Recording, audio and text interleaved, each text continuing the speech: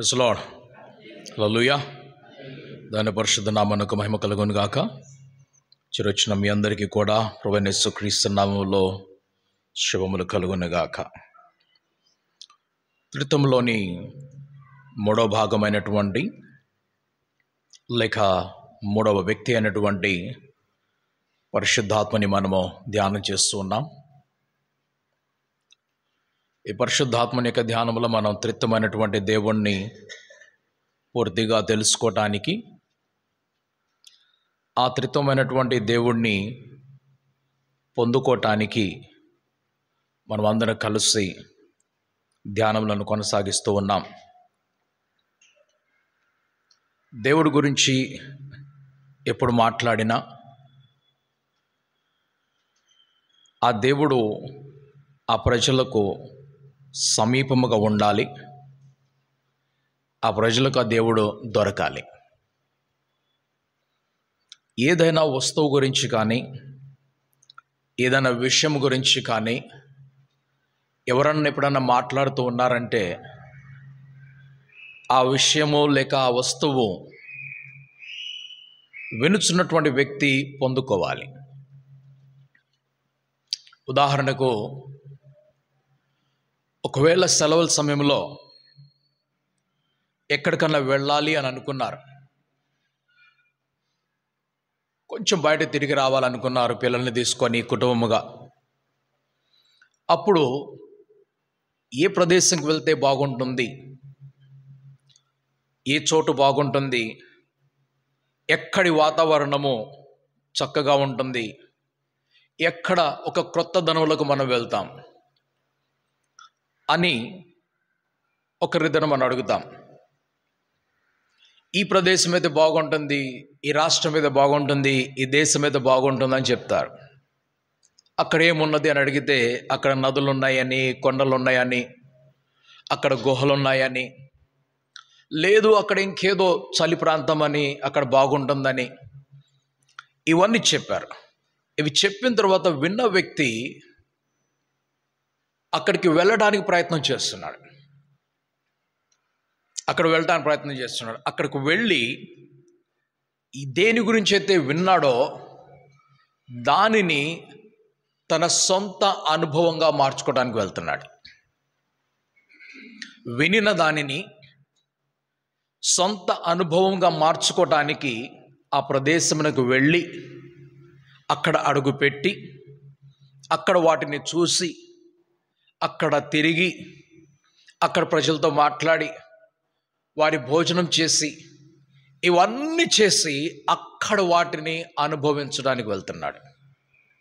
అక్కడ వాటిని అనుభవించడానికి, అవి సొంతం చేసుకోవడానికి వెళ్తున్నాడు. ఆ ప్రదేశానికి వెళ్ళి వాటిని సొంతము చేసుకోవాలి. అయితే కొంతమంది ఎక్కడికి వెళ్ళినా వారి సొంత వాటిని తీసుకొని వెళ్తారు.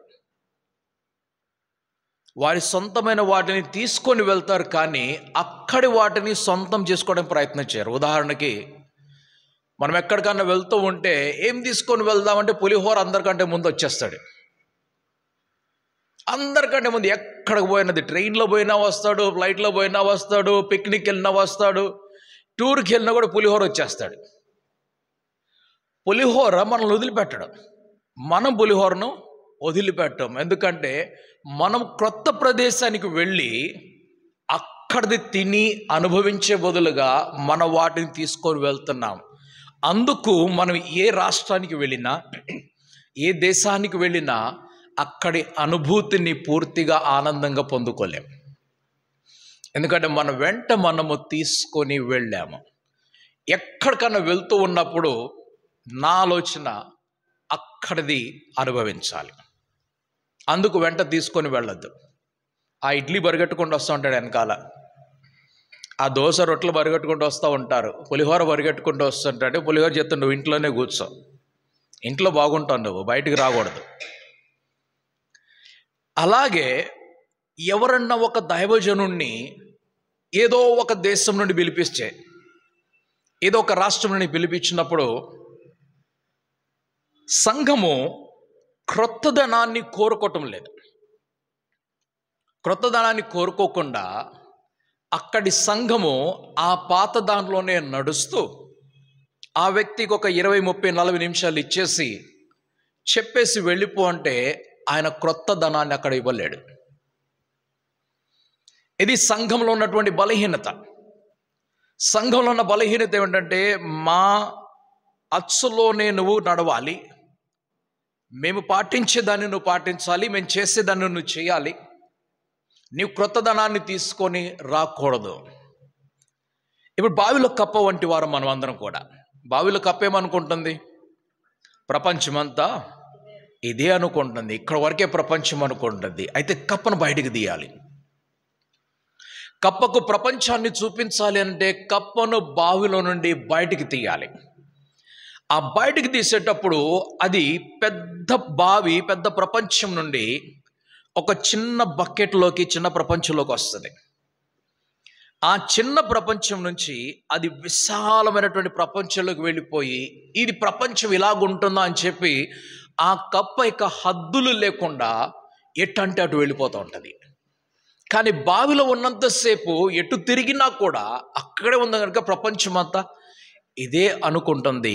క్రైస్తవుడు కూడా తనకు తెలిసిన దానిలో ఆయన కూర్చుండిపోయి ఇదే ప్రపంచం అనుకుంటే ఆయనకి తెలిసినటువంటి 4 విషయాల్లోనే యాత్ర చేస్తూ ఉంటాడు. 4 విషయాల్లోనే యాత్ర చేస్తూ ఉంటాడు. కానీ క్రైస్తవ్యము లేక దేవునితోటి సహవాసం అనేది 4 విషయంలో కాదు, ప్రతిరోజు ఒక క్రొత్త ధనముగా ఉంటుంది అది. ఎందుకంటే సృష్టికర్త అయినటువంటి దేవుడు ఒక క్రొత్త సృష్టిలోకి మనల్ని తీసుకొని వెళ్తూ ఒక క్రొత్త సృష్టిగా మనలను మార్చుతూ ఉన్నాడు. ఒక క్రొత్త సృష్టిలోకి తీసుకొని వెళ్తున్నాడు, క్రొత్త సృష్టిగా మనల్ని మార్చుతున్నాడు. గనక ఒక సృష్టి, దేవుడు తన వాక్కుతో చేసిన ఇంత గొప్ప సృష్టి ఒకటి ఉంటే, ఆయన మరొక క్రొత్త సృష్టి చేయబోతుంటే అది ఎంత విశాలముగా ఉంటుందో చూద్దాం ఒకసారి ఊహించుకుందాం. అయితే ప్రకటన గ్రంథంలోకి వెళ్ళినప్పుడు మనకు ఆ ప్రపంచం ఇప్పుడు తీయదు, అగ్ని అక్కడికి వెళ్ళటలేదు. మనకు ప్రపంచము, క్రొత్త ప్రపంచము, మనకు చూపించేటువంటి ప్రపంచము, మనకు చూపించే క్రొత్త సృష్టి, క్రొత్త ఆకాశము, క్రొత్త భూమి, దాని కొలతలు వేసి చూపిస్తూ ఉన్నప్పుడు అదొక చిన్న పట్టణం లాగా చూపిస్తారు. అదొక చిన్న పట్టణం లాగా చూపిస్తూ ఉంటారు. కానీ ఇది చిన్న పట్టణము కాదు. దేవుడు ఒక పని చేస్తాడు, ఒక గొప్ప పని చేసిన తర్వాత ఆయన రెండవది క్రొత్త పని చేస్తున్నప్పుడు దానికంటే 100, 1000, 1,00,000 రెట్లు, కోట్ల రెట్లు ఎక్కువ గొప్ప పని చేయబోతున్నాడు. మనం దేవుని అర్థం చేసుకోలేం. ఆ దేవుని మనం అర్థం చేసుకోలేకపోతున్నాం. 600 కోట్ల జనాభా ప్రస్తుతం నివసిస్తున్నటువంటి ప్రపంచాన్ని ఒకవేళ దేవుడు ఈ భూమిని సృజించగలిగితే, ఒక క్రొత్త ప్రపంచాన్ని సృజించడానికి ఆయన ఎంత విశాలమైనటువంటి ప్రదేశాన్ని సృజిస్తాడో ఆలోచిద్దాం. ఈ 600 కోట్లు ఉన్నటువంటి ఈ ప్రపంచమును ఆయన సృజించక ముందుగా, ఈ ప్రపంచమును సృజించక ముందుగా ఆయన సృష్టి అంతటి సృజించి ఇద్దరినే భూమిలోకి తీసుకొని వచ్చాడు.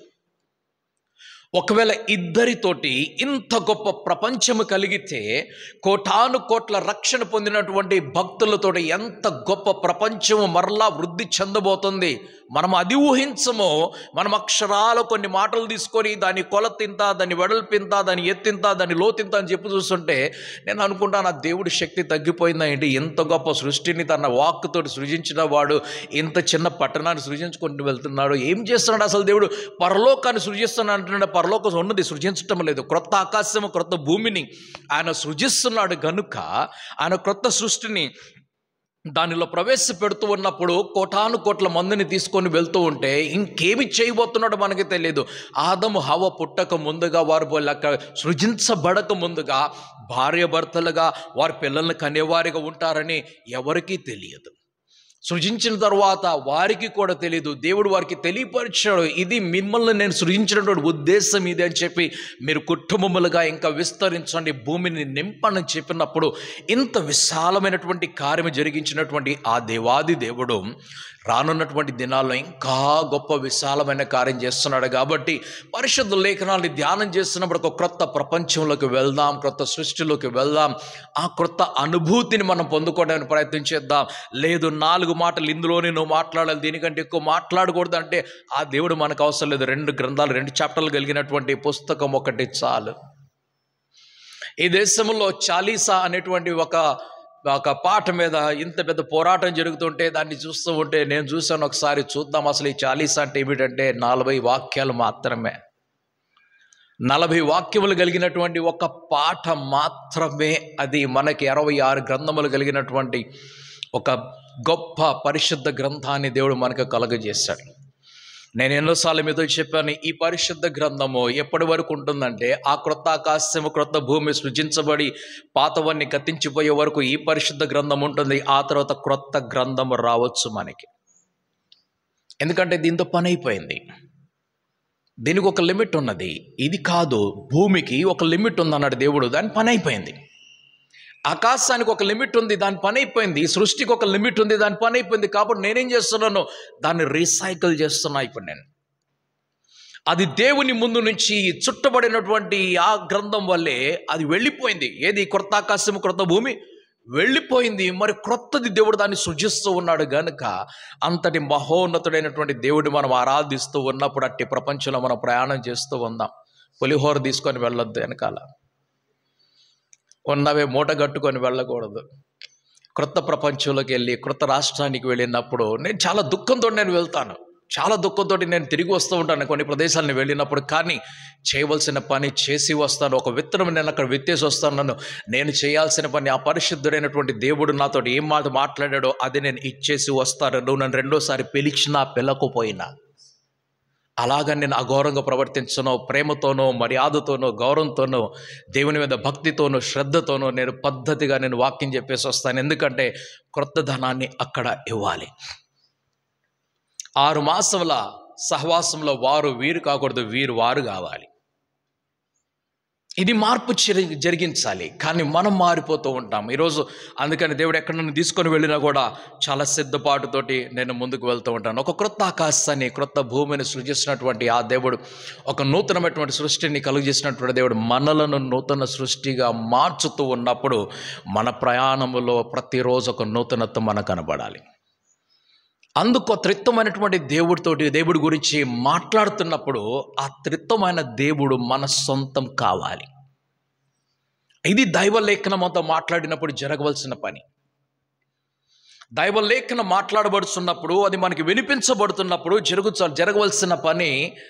ఆ లేఖనములో ఉన్నటువంటి ఆ దైవత్వము ఆ దేవుడు మనకు సొంతము కావాలి, మనకు సొంతం కావాలి. ఈ విషయాన్ని క్రీస్తు యేసు ఆయన భూలోకంలో ఉన్నప్పుడు తన శిష్యుల్ని విడిచి వెళ్ళక ముందుగా చెప్తున్నటువంటి మాట యోహాను సువార్త 14వ అధ్యాయము 18వ వచనంలో చూస్తున్నాం మనం. అక్కడ నేను మిమ్మల్ని అనాథులుగా విడిచిపెట్టను అని చెప్పేసి అంటున్నాడు. రెండో మాట ఆయన 16వ వచనంలో ఒక మాట పలుకుతున్నాడు. చదవండి 16వ వచనము, యోహాను సువార్త 14వ అధ్యాయము 16వ వచనం.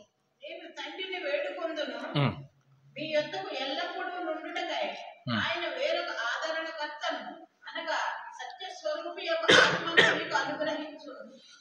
నేను తండ్రిని వేడుకొందును మీ యొద్ద ఎల్లప్పుడూ కూడా నివసించుటకై ఆయన వేరొక ఆత్మను అనగా సత్య స్వరూప్యగు ఆత్మను వేరొక ఆదరణకర్తను అని చెప్పేసి అంటే దాన్ని ఇంగ్లీష్లో రాసినటువంటి మాట అడ్వకేట్ అని రాస్తుంది.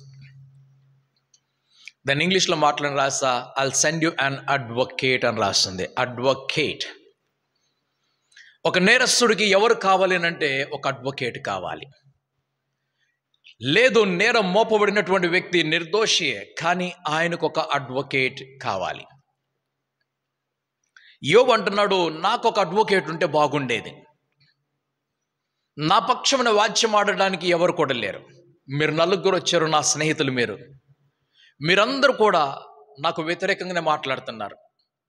నాకు నెమ్మదినిచ్చే మాటలు మీరు మాట్లాడలేదు.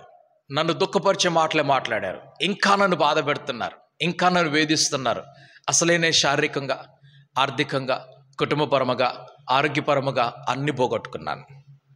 ఇప్పుడు నా దేవుణ్ణి కూడా పోగొట్టుకోవాలా నేను అన్న మాటలో చాలా గొప్ప లోతైనటువంటి ఒక సత్యం అన్నది ఏమిటంటే, ఎన్ని పోగొట్టుకున్న తర్వాత తన భార్య అంటుంది, దేవుణ్ణి పోగొట్టుకో, ప్రాణం పోగొట్టుకో.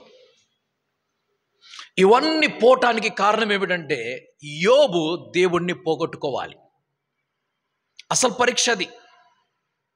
నీ దగ్గర నుంచి దేవుడు వెళ్ళిపోవాలి, నీవు దేవుడికి దూరం అయిపోవాలి, దేవుడు నీకు దూరం అయిపోవాలి.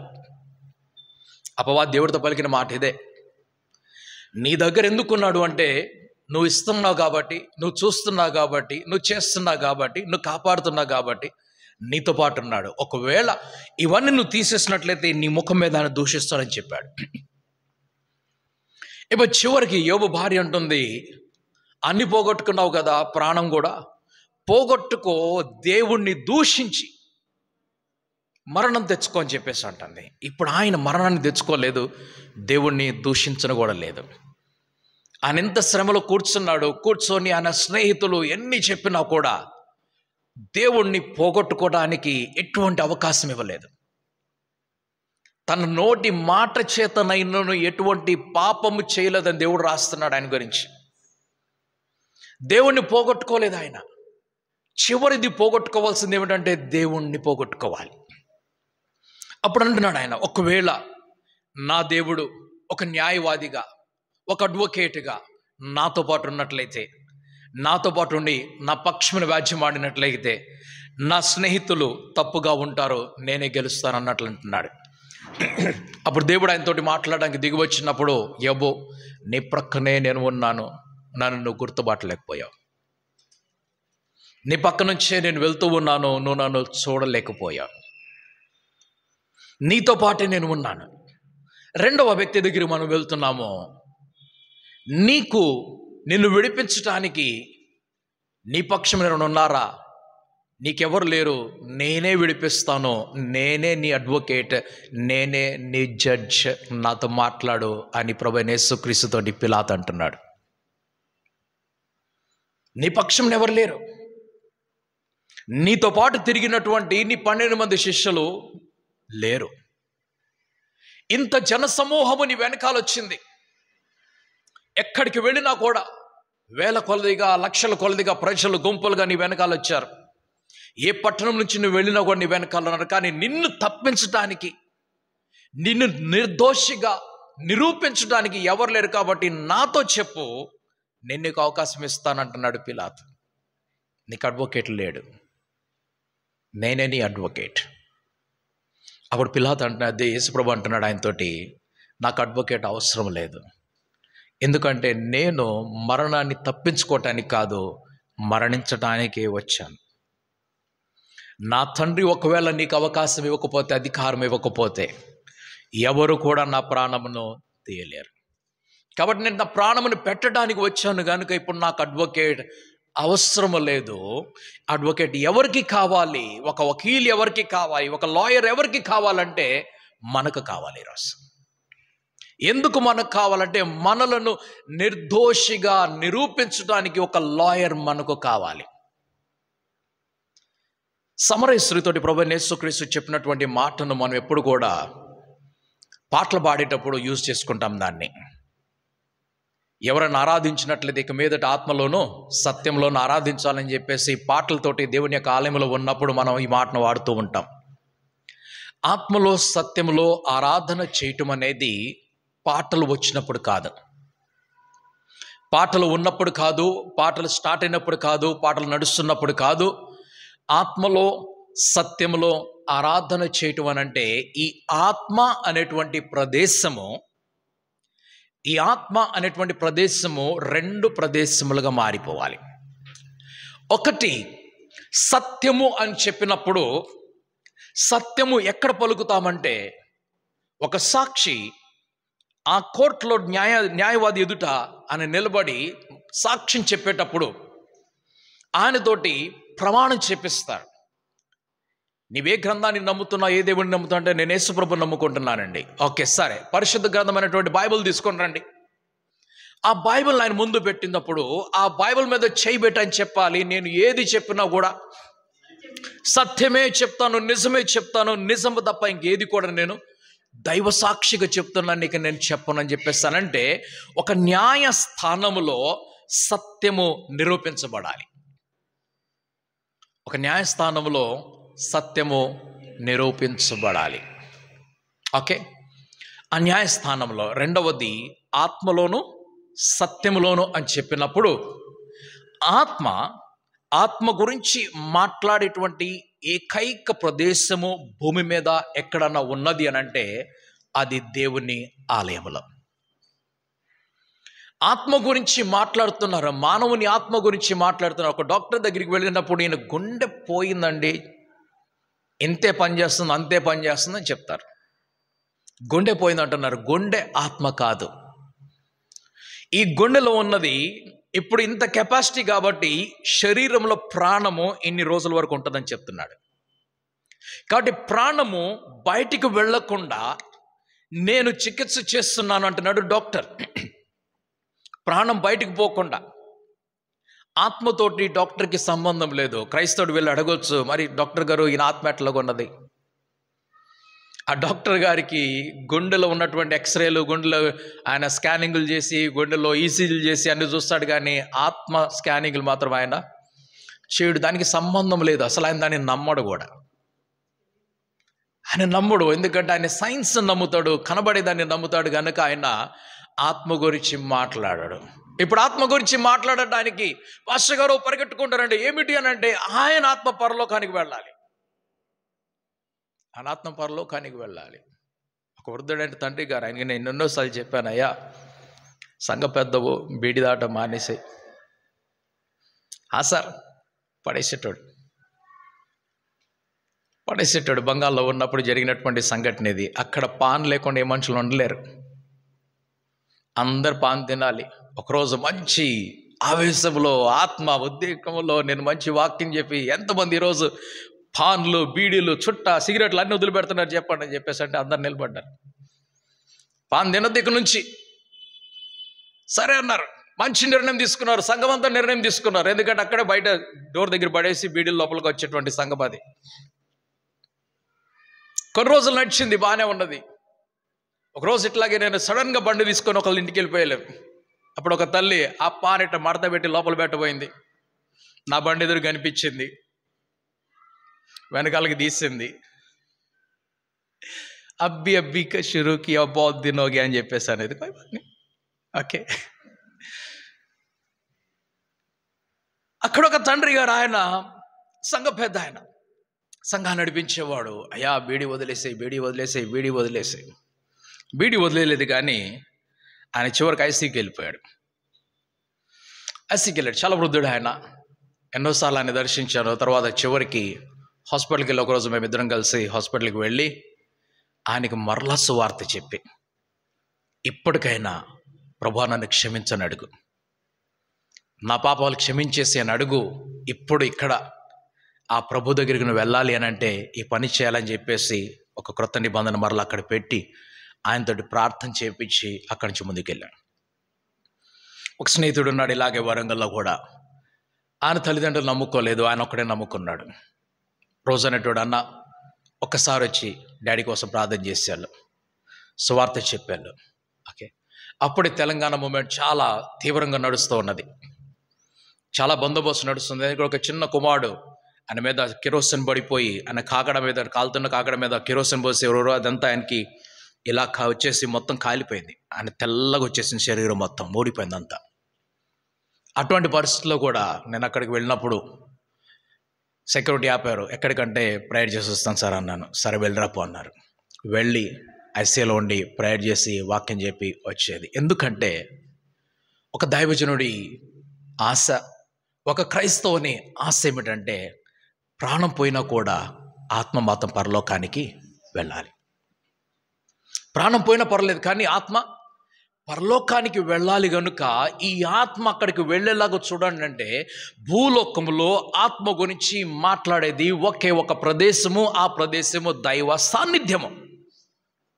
ఆ దేవుని సన్నిధిలోనే, ఆ దైవ సన్నిధిలో ఉన్నప్పుడు ఆత్మ గురించి మాట్లాడతాం. మన ప్రయాసం అంతా కూడా ఏమిటంటే ఈరోజు ఈ శరీరం ఉన్నది, రేపు ఈ శరీరం ఉండకపోవచ్చు. ఇది క్షీణించిపోతుంది, ఇందులోంచి ప్రాణం బయటికి వెళ్ళిపోతుంది, శక్తి బయటికి వెళ్ళిపోతుంది, ప్రాణం కూడా బయటికి వెళ్ళిపోతుంది, దీని సమయం దాటిపోతుంది. భూమికి దేవుడు ఒక సమయాన్ని నిర్ణయించాడు, అందుకే భూమి ఎక్స్పైర్ అయిపోయింది. ఈ ఆకాశం ఎక్స్పైర్ అయిపోతుంది, సృష్టి ఎక్స్పైరీ డేట్ దగ్గరికి వచ్చేస్తుంది. కనుక దేవుడు క్రొత్త ఆకాశం క్రొత్త భూమిని సృజిస్తున్నాడు. అలాగే శరీరానికి కూడా ఒక ఎక్స్పైరీ డేట్ ఉన్నది. ఆ డేట్ వచ్చినప్పుడు అది పడిపోతుంది. ఎప్పుడైతే ఈ శరీరము ప్రాణము ఆత్మ నుండి దూరం అయిపోతుందో అది మరణముగా చూస్తున్నాం ఈ లోకంలో. అయితే దానిని దేవుడు కాపాడటానికి మరొక లోకానికి తీసుకొని వెళ్తున్నాడు. లాజరు చనిపోయాడు. ఈ లోకంలో ఆయన ఉన్నప్పుడు దారిద్ర్యంలో జీవించాడు, కరువుతోటి జీవించాడు, భోజనం లేకుండా జీవించాడు, ఆరోగ్యం లేకుండా జీవించాడు, ఎటువంటి సహాయం లేకుండా జీవించాడు. ఆయన మరణించాడు. ఆయన మరణించినప్పుడు ఆయన ఆత్మను తీసుకొని వెళ్ళటానికి దేవుడు తన దూతలను పంపించాడు. ఒక మానవుడు చనిపోతున్నప్పుడు ఆ మానవుని ఆత్మను భద్రపరచడానికి దేవుడు దూతలను పంపించి తీసుకొని వెళ్తుంటే మనం ఇక్కడేం ప్రార్థనలు చేస్తామంటే రెస్ట్ ఇన్ పీస్ అని ప్రార్థన చేస్తాం. ఆత్మ శాంతించును గాక. మన రెస్ట్ ఇన్ పీస్ మనం మాట్లాడకూడదు. ఆత్మశాంతి కొరకు ప్రార్థన కాదు చేయాల్సింది. మనం చేసే ప్రార్థన ఇక్కడ ఏమిటంటే ఓదార్పు కొరకు ప్రార్థన చేయాలి. ఓదార్పు కొరకు, వారి ఆదరణ కొరకు ప్రార్థన చేయాలి, అంతేగాని ఆత్మశాంతి కొరకు కాదు. ఎందుకంటే ధనవంతుడు లాజర్ కథలో మనం పూర్తిగా చూస్తున్నప్పుడు లాజర్కి ప్లేస్ దొరికిపోయింది, ధనవంతుడికి ప్లేస్ ఎక్కడ దొరికింది? ధనవంతుడి ప్లేస్ నరకంలో దొరికిపోయింది. కాబట్టి ఆ ప్లేస్ షిఫ్టింగ్ కోసం చూసినప్పుడు ట్రాన్స్ఫర్ సర్టిఫికేట్ అప్లికేషన్ పెట్టుకున్నాడు ఆయన. ఇది ట్రాన్స్ఫర్ అప్లికేషన్, ఇంకేం లేదు ఇందులో. ఓకే, అయ్యా నన్ను అక్కడి నుంచి ఇక్కడికి పంపించు అనంటే ట్రాన్స్ఫర్ జరగదంటే, మరి ట్రాన్స్ఫర్ జరగకపోతే ట్రాన్స్పోర్టేషన్ జరుగుతుంది అని అడిగాడు. ట్రాన్స్పోర్టేషన్ అంటే నీళ్లు సప్లై లేదు మా దగ్గర, మీ ఊరిలో నీళ్ళు ఉన్నాయి, మీ ఊరికి వస్తామని చెప్పు, మా ఊరికి రావడానికి లేదు మీరు, ఎందుకంటే మాకు మీకు మధ్యలో పెద్ద అగాధము ఉంచబడింది. ఇక్కడి నుంచి అక్కడికి ఎవరు రాలి, అక్కడి నుంచి ఎక్కడ, సరే ఎక్కడికి రావద్దు, ఒక పంచి కొంచెం నీళ్లే పంపించి, ఎక్కువ నేను అడగటం లేదు. ట్రాన్స్పోర్టేషన్ సప్లై కంపెనీ స్టార్ట్ చేయి, బిస్లరీ. ఓకే, కాదని చెప్పాడు అబ్రహాము. అయితే ఒక పని చేయి, భూమి మీద కంపెనీ స్టార్ట్ చేయి. అబ్రహాం అంటున్నాడు, భూమి మీద ఆల్రెడీ కంపెనీ ఉన్నది, నీకు తెలియదు. ఆ కంపెనీ పేరు బిస్లరీ కాదు, మోసెస్. ధర్మశాస్త్రం ఉన్నది, ప్రవక్తలు ఉన్నారు, అక్కడ దైవ గ్రంథం ఉన్నది, యాజకులు ఉన్నారు, అక్కడ వారు వింటారులే అని చెప్పేసి ఉన్నాడు. వీరికి స్థానము నిర్ణయించబడినది, స్థానం నిర్ణయించబడింది. అయితే అనేక మంది ప్రజలను మోసంలో పెడతారు. మోసంలో పెట్టి ఎలాగైతే ఇతరులు వెళ్ళి నీలో ఒక దుష్టాత్మ ఉన్నది, మీ ఇంట్లో చేతబడి చేయబడింది, మీ ఇంట్లో శాంతి లేదు, ఎందుకు కారణం అంటే ఎవరో చేతబడి చేశారు, ఏదో దుష్టాత్మ పంపించారు, ఇది జరుగుతుంది అది జరుగుతుంది అని అంటే, సరే ఒక పని ఏమి చేయాలంటే శాంతి పూజ చేయాలంటారు. ఏం పూజ? శాంతి పూజ చేయాలి. ఎంత ఖర్చు అవుతుందంటే మొదట 2500 ఖర్చు అవుతుంది. దేనికోసం?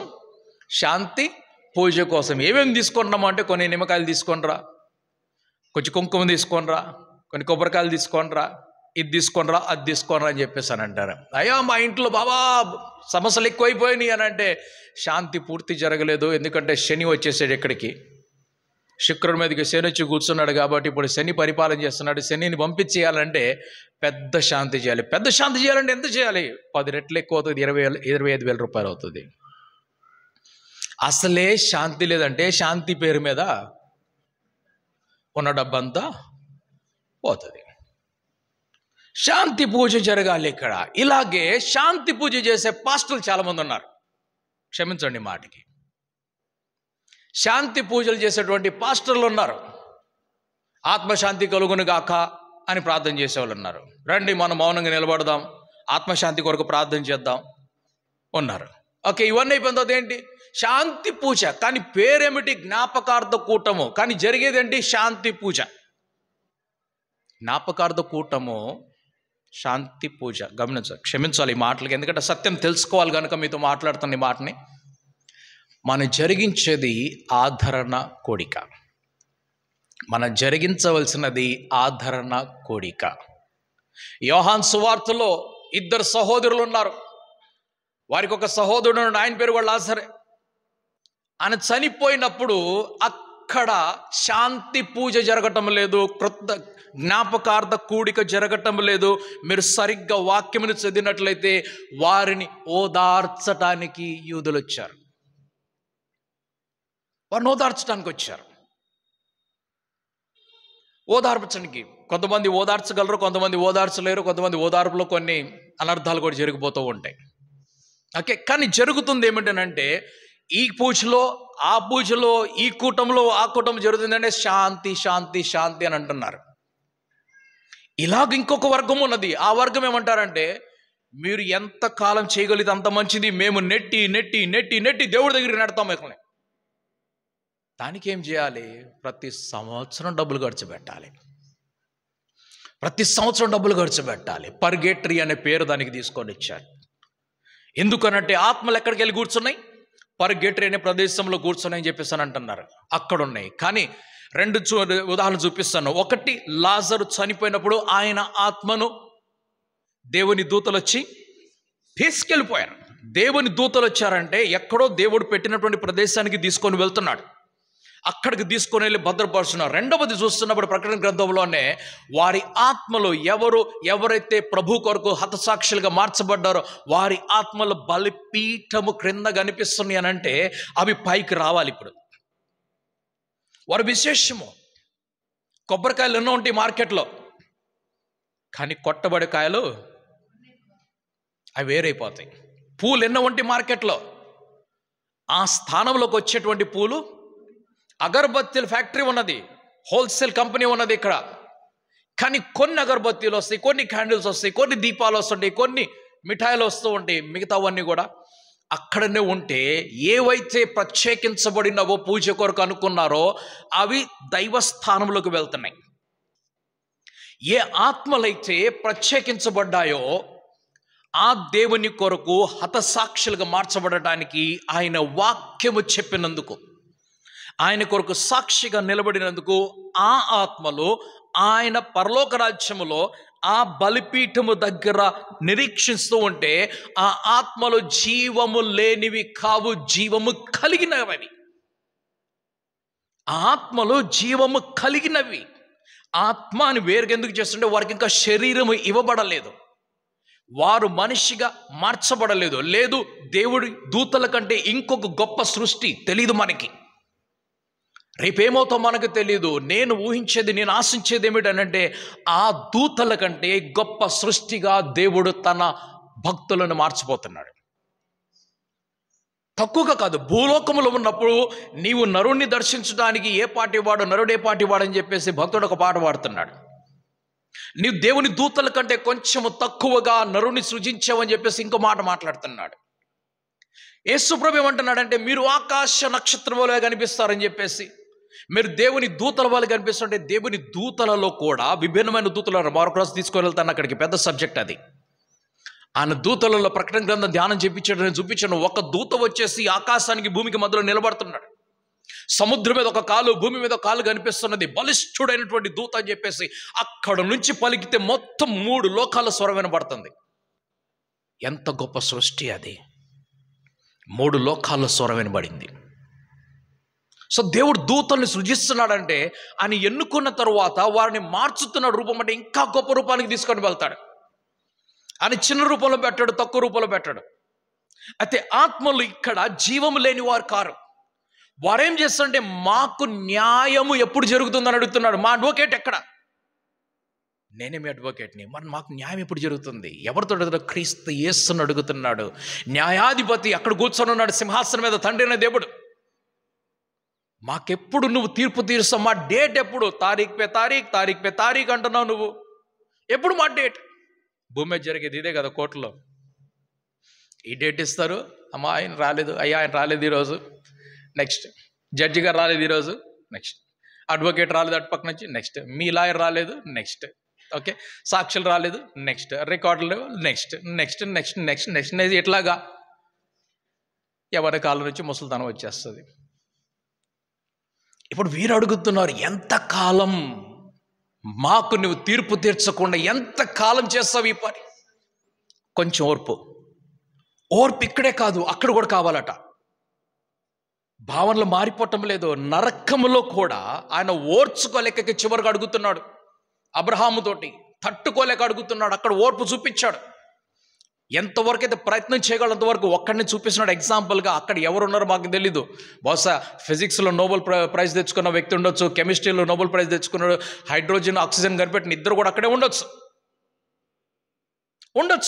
అయితే నువ్వు హైడ్రోజన్ తెచ్చావు కదా, నువ్వే చెయ్యి, నువ్వు ఆక్సిజన్ తెచ్చి, మీ ఇద్దరు కలవండి, ఫస్ట్ ఫెలోషిప్లోకి రండి మీ ఇద్దరు అంటే, అయ్యా మేము భూమి మీద ఉన్నటువంటి హైడ్రోజన్ ఆక్సిజన్ని కలిపి నీళ్లు చేస్తాం కానీ ఇక్కడ మా వల్ల కాదు. నా పేరు హైడ్రోజన్ కాదు, నేను హైడ్రోజన్ ఎట్లుంటుందో చూశాను, దాన్ని నేను కనిపెట్టాను. నా పేరు ఆక్సిజన్ కాదయ్యా, నేను ఆక్సిజన్ ఎట్లుంటుందో చూసి కనిపెట్టాను. మీరేమైనా చేయండి, ఇప్పుడు ఇక్కడ H2O మార్చండి మీరు అని చెప్పేసి అంటే మార్చడానికి వీలు లేకపోతే ఇప్పుడు అబ్రహాం అడుగుతా, తండ్రివైన అబ్రహామా నీళ్లు లేవు, వేదన పడుతున్నానని చెప్పేసి అంటున్నాడు. చాలామంది చల్లరా అజ్ఞానంతో కూడినటువంటి వాక్యాలు చదవకూడదు, చెప్పకూడదండి. చాలా తప్పు, అది చాలా తప్పు. నరకం చూపించినప్పుడు నరకంలో అగ్ని ఆరదు పురుగు చావదంటే అంటే నిజంగా మంటల్లో ఏదైనా సరే, ఈ బిల్డింగ్ మీరు మంట పెట్టండి, వదిలేండి 6 నెలలు కాదు 6 రోజులు వదిలేసండి, ఇటుకలన్నీ కింద కూలిపోతాయి. ఒక కొండకు మీరు మంట పెట్టండి, ఆ కొండ కరిగిపోతుంది, రాతి కొండ. ఇనుముకి మీరు మంట పెట్టండి, ఎలాగ మారుతుంది ఇవన్నీ కూడా, ఈ వస్తువులను ఎట్లాగ వచ్చేస్తున్నాయి. ఇనుముకి మంట పెట్టినప్పుడు అది తన శక్తిని కోల్పోతే అప్పుడు స్తుతి తీసుకొని కొడుతున్నాడు. ఏ రూపం కావాలంటే ఆ రూపంలో కొడుతున్నాడు. కొత్త రూపం వస్తుంది దానికి, మరలా మారిపోతుంది, ఇనుము మారిపోతుంది. అది ఏది కరగదు చెప్పండి? ఒకవేళ నరకంలో నిరంతరము అనంతకాలము ఒక మనిషి అక్కడ ఉండాలి, అగ్నిలో ఉండాలని అంటే ఎట్టడి మంట అది. శద్రక్ మేషక్ అబేద్నెగోలు మంటలో వేస్తారు, 700 మంట పెంచేశారు, వారికి ఏం కాలేదు అక్కడ. కానీ వారిని మోసం చేసి వారిని అన్యాయంగా వేసిన వారిని తీసి అందులో పెట్టినప్పుడు పైన ఉండగానే కాలిపోయారు వారు. మంట అంటే దహించి వేస్తుంది, కరగదీసేస్తుంది, బూడిదిగా మార్చేస్తుంది. అది నరకంలో అగ్ని ఉండదు, నరకంలో అగ్ని ఆరదు, పురుగు సావదు అని చెప్పేశారంటే నరకాన్ని అగ్నికి చూపిస్తుంటారు. అగ్నిగుండము, అది అగ్నిగుండం అంటే అట్లా అని కాదు. ఒకసారి మీరు దుబాయ్లో రండి, అగ్నిగుండం ఏంటో కనిపిస్తుంది. ఓకే, 50 డిగ్రీలు సెల్సియస్ అక్కడ.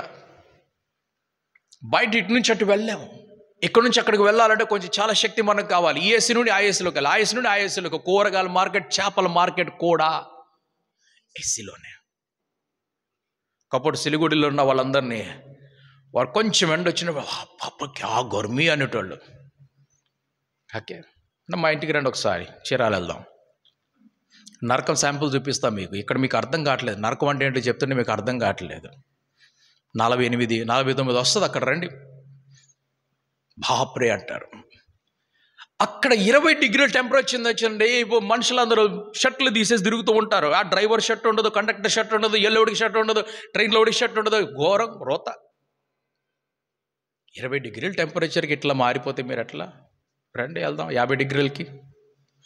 ఆ ధనవంతుడు అంటున్నాడు, మాకు టెంపరేచర్ బాగా పెరిగిపోయింది. అయ్యా ఎక్కడున్నావయ్యా? కూలర్ కనిపెట్టిన మనిషి, ఏసీ కనిపెట్టిన మనిషి, నువ్వు ఎక్కడున్నావు? నేను భూమి మీద కనిపెట్టగలిగాను, ఇక్కడ ఏమీ లేదు కనిపెడడానికి. నరకాన్ని చూపిస్తూ ఉన్నప్పుడు అక్కడ ఏదో పురుగులు వచ్చేసి తింటని కొరుకుతుంది. అంటే ఏ పురుగైనా సరే ఎంతసేపు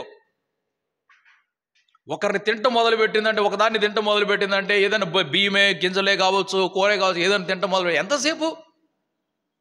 4 రోజులు అయిపోతుంది. అది అట్లా వదిలేసండి, పురుగు పట్టిన బస్తాను అట్లా వదిలేసేయండి, వారం 10 రోజుల తర్వాత తీయండి, మొత్తం పౌడర్ అయిపోతుంది. నరకంలో అగ్ని ఆరదు, పురుగు చావదనంటే మంటలు పురుగులు చూపిస్తూ ఉంటారు. ఇది తప్పు. ఆడ కరిగిపోతున్నట్టుగా. ఎవరో ఒక నరకానికి పిక్నిక్ వెళ్ళి వచ్చాడంటే, ఎక్కడ దొరకలేదు దానికి, అక్కడికి వెళ్ళి వచ్చాడు నరకానికి పిక్నిక్. బుక్ భయంకరంగా నడిచింది అసలు. అది ఎట్లా అంటే అసలు హారర్ సినిమాలు నడిచేది ఆ పుస్తకం. దెయ్యాల సినిమాలు అంటే చాలామందికి చాలా ఇష్టం. దెయ్యాలు భూతాల సినిమాలు బాగా చూస్తూ ఉంటారు. కొంతమందికి ఏమో బాగా హింసలు ఉన్నటువంటి సినిమాలు అంటే కొట్లాటలు, సంపుకోటాలు, కోయిసుకోటాలు, నరుక్కోటాలు ఇవంటే బాగా ఇష్టం. చూస్తారు. థ్రిల్లింగ్ సినిమాలు అన్నమాట అవన్నీ.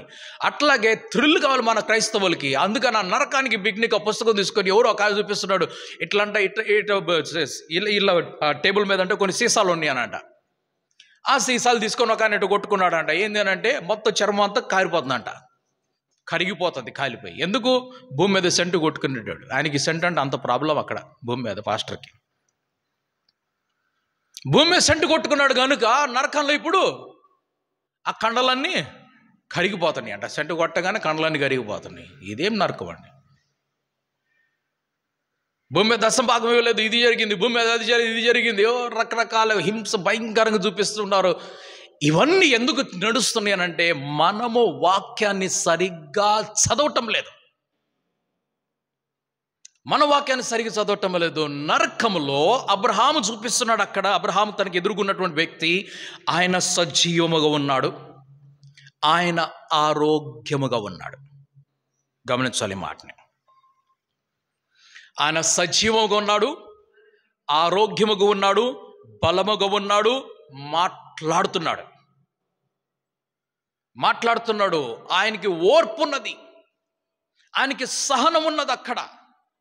అయితే వారిని విడిపించడానికి ఏమి కూడా లేవు. ఎన్ని రోజుల నుంచి, ఎంత కాలం వరకు దాహంలో ఉంటాడు. బాధ అలాగే ఆ బాధ కొనసాగుతూనే ఉంటుంది. ఇక్కడ భూమి మీద కొన్నివేళ మనకు ఏదన్నా అనారోగ్యం వచ్చింది, నొప్పులు వచ్చేసినాయి, అవి పోవటం లేదనంటే మనం ఏం చేస్తాం? కొన్ని రోజుల తర్వాత మనం అడ్జస్ట్ అవటం స్టార్ట్ చేస్తాం. అది చేయకూడదు ఎప్పుడు కూడా. గమనించాలి మాటని. అడ్జస్ట్ అవ్వద్దు, రివర్స్ చేయండి దాన్ని. మనం అడ్జస్ట్ చేయటం మొదలు పెట్టామంటే, ఓర్చుకొని దాన్ని అలాగే ఉండనివ్వటం మొదలు పెట్టామంటే దాన్ని తీసే ప్రయత్నాన్ని మనం మానేస్తున్నాం. అందుకు ఏది వచ్చినా కూడా ప్రభువు నాడు స్వస్థపరచు యెహోవాను నేనని చెప్పేసి అంటున్నప్పుడు ఆయన దగ్గరికి వెళ్దాం, ఆయన అడిగి ప్రార్థన చేసి ఆయన దగ్గర నుంచి విడుదల స్వస్థత మనం తెచ్చుకుందాం. ప్రతిరోజు ప్రతిసారి గమనించాలి, ఎటువంటి వచ్చినా కూడా నా వయసు దాటిపోయింది, ఇది ఉంటదిలే అని నువ్వు అనుమతించవద్దు ఎప్పుడు కూడా. ఏ వయసు ఉన్నా కూడా సరే, అబ్రహాంని జ్ఞాపకం చేసుకోవాలి, మోషేని జ్ఞాపకం చేసుకోవాలి. చనిపోయే వరకు ఒకే రకంగా ఉన్నారు వాళ్ళు. అలాగే మనం కూడా ఉండాలి. రివర్స్ చేసుకోవడానికి ప్రయత్నం చేద్దాం దాన్ని. ఇక్కడ ఉన్నటువంటి ఆత్మలు, బలిపీఠం దగ్గర ఉన్నటువంటి ఆత్మలు ఓర్పు సహనము కలిగినవైతే ఆ ఓర్పు నశించిపోతున్నప్పుడు ప్రభువుని అడుగుతున్నారు, ప్రభు ఇంకెంత కాలం మాకు తీర్పు తీర్చుకుంటామని చెప్పేశారంటే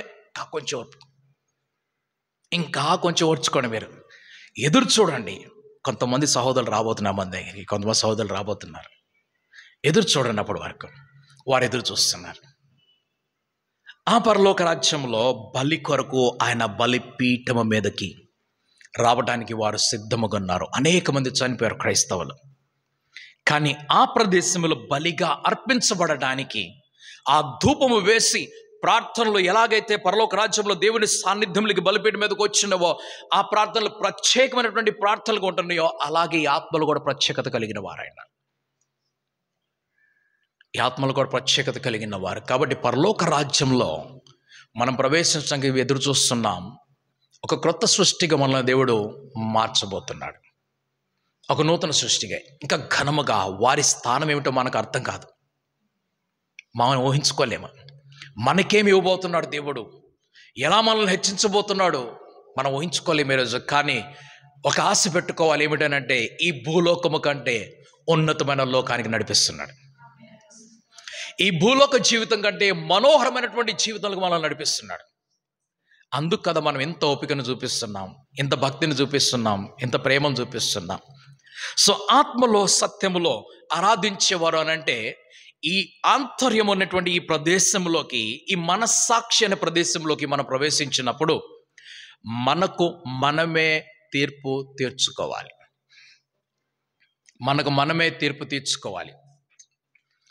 చాలా మీరు క్రికెట్ చూస్తూ ఉంటారు. క్రికెట్ చూస్తున్నప్పుడు ఒక బ్యాట్స్మెన్ ఇలా ఆడుతున్నప్పుడు అది వికెట్ కీపర్కు పక్కన చేతిలోకి వెళ్ళిపోతుంది, బాల్ వెళ్తుంది, క్యాచ్ పట్టేస్తారు. వాళ్ళు అవుట్ అంటారు. అంపైర్ ఇంకివ్వలేదు. అంపైర్ ఇంకా ఆలోచనలో ఉన్నాడు. అప్పుడు నిజాయితీ కలిగినటువంటి బ్యాట్స్మెన్ ఏం చేస్తాడంటే ఆయన బ్యాట్ సంఖ్యలో పెట్టుకొని గ్లౌజ్ తీసుకొని వెళ్ళిపోతాడు.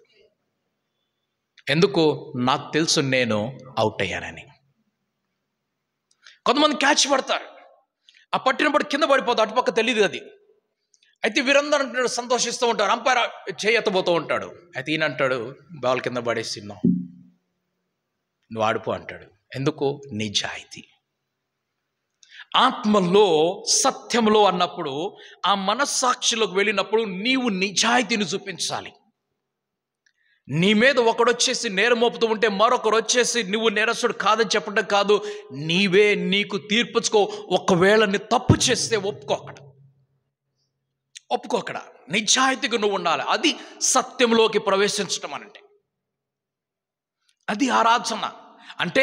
నీవు సత్యంలోకి ప్రవేశించేసి, ఎప్పుడు ప్రభువైన క్రీస్తు కూడా అంటున్నాడు కదా, నీవు అర్పణ తీసుకొని వస్తున్నావు దేవాలయంలోకి, కానీ ఎవరితోటో నీకు గొడవ జరిగింది, ఆ గొడవ నువ్వు ఇంకా సాల్వ్ చేసుకోలేదు, నువ్వు ఇంకా సమ్మతి పొందలేదు, నువ్వు ఇంకా సమాధాన పడలేదు, అక్కడ నువ్వు క్షమాపణ అడగలేదు, క్షమించలేదు. ఒక పని చేయి, అర్పణ తర్వాత తీసుకొని రా, దైవస్థానంలోకి తర్వాత రా, ముందు న్యాయస్థానంలోకి వెళ్ళి అంటున్నాడు.